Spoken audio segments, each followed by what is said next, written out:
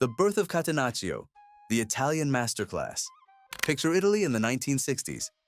Herrera is pacing the sidelines at Inter Milan, and he's about to revolutionize how we think about defense. Catenaccio, meaning door bolt in Italian, wasn't just a defensive system. It was an art form wrapped in pragmatism. The principle was beautiful in its simplicity. Pack the defense, use a sweeper behind the back line, and hit teams on the counter when they least expect it. The libero, or sweeper, was the conductor of this defensive orchestra. Players like Giacinto Facchetti and later Franco Baresi perfected this role, reading the game like chess grandmasters. They weren't just defending, they were controlling space, suffocating creativity, and turning defense into a weapon. Inter Milan won back-to-back European Cups in 1964 and 1965 using this system, and suddenly every coach in Europe wanted their own doorbolt. But here's what made Catenaccio so effective. It required discipline that bordered on obsession. Every player knew their zone, their responsibility. One mistake, and the entire structure collapsed. Serie A became the graveyard of attacking dreams, where strikers went to have their confidence shattered against walls of organized defenders. The shift begins: total football and defensive lines. Then came the Dutch in the 1970s. Rinus Michels and Ajax Amsterdam introduced total football, and with it came a radical idea: the offside trap. Instead of sitting deep like the Italians, what if your defensive line pushed up? What if you compressed the space so much that attackers had nowhere to run? This was revolutionary because it required defenders to think differently. They weren't guards anymore. They were space manipulators. The backline moved as one unit, stepping up in perfect synchronization to catch forwards offside. It was risky, it was brave, and when it worked, it was absolutely devastating. Ajax won 3 consecutive European Cups from 1971 to 1973, proving that defense could be active rather than reactive. Sacchi's Milan, the blueprint for modern pressing. But the real game-changer arrived in the late 1980s when Arrigo Sacchi took over AC Milan. This man looked at football and saw geometry. He measured distances between players, calculated pressing triggers, and created a system where defending started the moment you lost the ball. Sacchi's Milan didn't wait for opponents to attack. They hunted in packs. The famous zonal marking system meant every player was responsible for a specific area of the pitch, and when the ball entered that zone, it was chaos for the opposition. Ruud Gullit, Frank Rijkaard, and Paolo Maldini weren't just world-class players. They were cogs in a perfectly tuned pressing machine. What Sacchi understood that others didn't was this: if you could win the ball back within 5 seconds of losing it, the opposition would still be disorganized. They wouldn't have time to set up their shape. This was the birth of what we now call counter-pressing, and it changed everything. Milan won back-to-back European Cups in 1989 and 1990, dominating Europe with a style that was both beautiful and suffocating. The Premier League gets physical. Meanwhile, English football was doing its own thing. The Premier League in the 1990s and early 2000s was less about organized pressing and more about intensity and physicality. Teams like Manchester United under Sir Alex Ferguson didn't press with the systematic approach of Sacchi, but they made up for it with relentless energy and aggression. Roy Keane epitomized this era. He didn't need sophisticated pressing triggers. He just hunted the ball like his life depended on it. The Premier League became known for its pace and power, where defensive pressure came from individual commitment rather than collective choreography.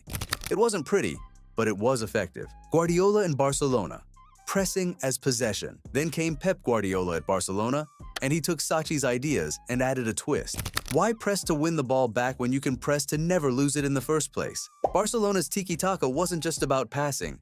It was about defensive control through possession. When Barca lost the ball, they had 6 seconds to win it back. That was the rule. Messi, Xavi, and Iniesta would swarm the opponent immediately, creating numerical superiority around the ball. If they couldn't win it back, they'd fall into shape, but the preference was always to attack the problem immediately. This was pressing as an extension of attacking play. It required technical players who could pass under pressure and physical players who could sprint repeatedly.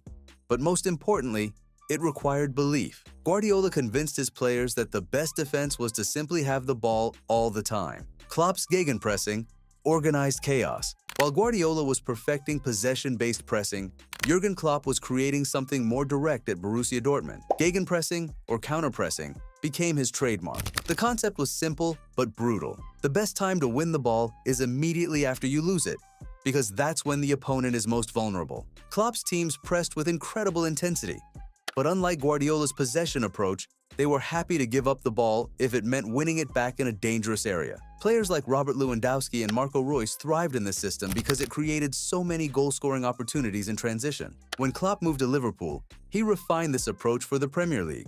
Firmino, Mane, and Salah became the perfect front three for gegenpressing.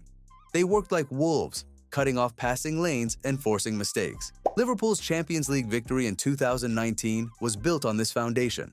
Relentless pressure that wore opponents down mentally and physically. The modern hybrid, pressing traps and strategic intensity. Today's game has evolved into something even more sophisticated. Teams don't press all the time anymore. They set traps. Coaches identify pressing triggers, specific moments when pressing becomes most effective. Maybe it's when the goalkeeper passes to a certain defender, or when the ball goes wide, or when a midfielder receives with their back to goal. Manchester City under Guardiola uses what's called situational pressing. They'll drop into a mid-block to conserve energy, then explode into intense pressure when specific triggers occur. It's chess at 100 miles per hour. Meanwhile, teams like Atalanta have taken gegenpressing to extreme levels, creating what some call super pressing. They press higher, harder, and more frequently than almost anyone else, gambling that they'll create enough chances to outscore their mistakes. Gianpiero Gasperini's side has shown that with the right players and the right system, you can press for an entire season and still compete at the highest level. We're also seeing interesting hybrid approaches. Teams like RB Leipzig combine elements of gegenpressing with structured defensive blocks. They'll press aggressively in certain zones while remaining compact in others. It's the best of both worlds. The intensity of modern pressing with the security of traditional defensive organization. This adaptability is becoming crucial in modern football, where one-dimensional tactics get exposed quickly. The cost of pressure. But here's what nobody talks about enough. Pressing is exhausting. Teams that press intensely often struggle late in seasons. Injuries pile up, players burn out, and the system breaks down. Klopp's Liverpool has faced this repeatedly, with key players hitting physical walls after months of high-intensity football. This is why squad depth matters more than ever. You can't ask the same 11 players to press for 60 games a season. You need rotation, you need fresh legs, and you need players who buy into the collective sacrifice. The data backs this up. Teams that press intensely average more running distance per game, but also report higher injury rates. It's a trade-off that every coach must manage carefully. So what's next? Some coaches are experimenting with AI-assisted pressing triggers, using data to identify the exact moments when pressure is most likely to succeed. Others are going back to basics, using low blocks and counterattacks to punish teams that commit too many players forward. Diego Simeone's Atletico Madrid proves that defensive solidity and organized blocks can still win titles in the age of gegenpressing. The truth is, we've come full circle in many ways. Catenaccio focused on organization and discipline. Modern pressing requires the same things, just higher up the pitch. The Italians asked their players to defend perfectly for 90 minutes. Klopp asks his players to attack the ball for 90 minutes. Different methods, same demand for total commitment. What we've learned is that there's no single correct way to defend. Some teams still thrive with deep blocks, others die by the pressing sword. The beautiful game keeps evolving, and defensive pressure evolves with it.